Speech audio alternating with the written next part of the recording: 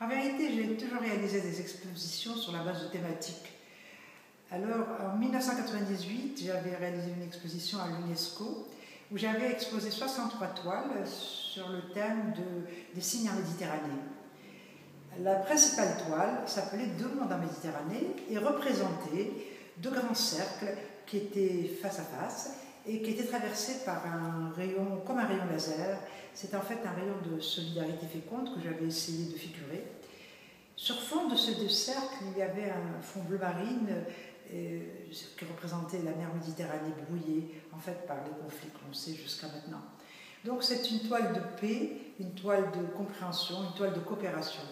Et c'est ainsi que je travaille.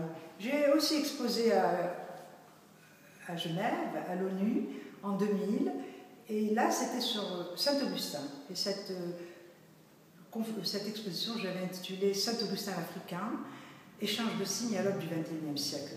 Saint-Augustin étant natif de ma ville natale, qui est Hippone, il avait été évêque d'Hippone, et j'avais envie de montrer que ce monde chrétien, que le monde musulman pouvait aussi être un monde qui était fondu, puisque si Saint-Augustin était né 400 ans après, il aurait été musulman, indéniablement. Bon, il est né 400 ans avant, et il a été chrétien, il a fondé la religion chrétienne.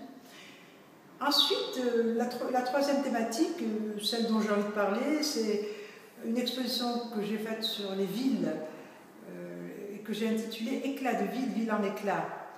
Et j'ai voulu partir à partir de 5 ans de toile, j'ai voulu partir de Ur, la première ville du monde, construite par les hommes et détruite par les hommes.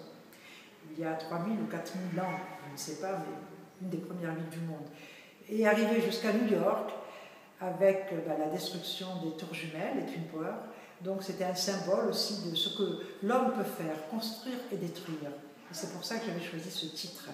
Donc les thématiques ont toujours été la chose sur laquelle je me fonde. Et la dernière exposition que je viens de faire, c'est une exposition qui s'intitule L'univers et l'amour. J'ai essayé, entre l'infini de l'univers astrophysique et l'infini de l'amour, l'amour de tous les jours, l'amour spirituel, l'amour de Dieu, ou l'amour du grand horloger, essayer de faire un lien.